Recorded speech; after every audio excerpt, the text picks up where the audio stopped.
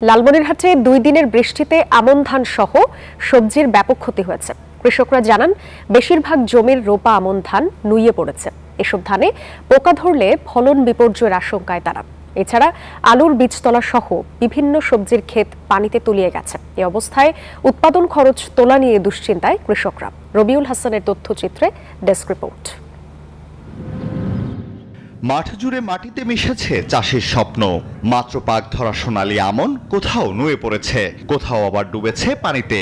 অপরদিকে জমিতে পানি আটকে নষ্ট হচ্ছে আলুর বীজতলাও। লালমনিরহাটে গত 3 দিনের টানা বৃষ্টিতে কৃষকের কপালে চিন্তার ভাঁজ।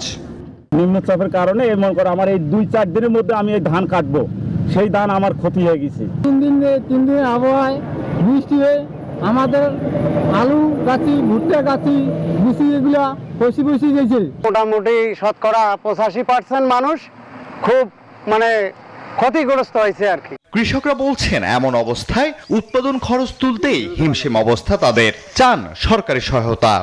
3-4 দিন থেকে বৃষ্টি, ঝড় বৃষ্টি, এই যে বাতাস, সব ধান পড়ে গেছে। আর কি করবো, চিন্তায় আছে খুব। খেরগুলো যে আছে, খেরগুলো মনে করেন যে মাটিতে পড়ে যায়, ওগুলো পচিয়ে নষ্ট হয়ে গেল। খরচ তো বহুত খরচ। এগুলো তো এখন সরকার যদি দেখিলে। রবি মৌসুমে ক্ষতিগ্রস্ত কৃষকদের প্রণোদনা দেওয়ার কথা জানায় কৃষি বিভাগ। তো আমরা এখন পর্যন্ত আমাদের যে তথ্য আছে সেটা হলো 261 হেক্টর জমি এরকম হেলে পড়েছে। তো আমাদের কৃষকদের কাছে আমাদের যারা সহকর্মী যারা আছেন তারা পরামর্শ দিচ্ছেন।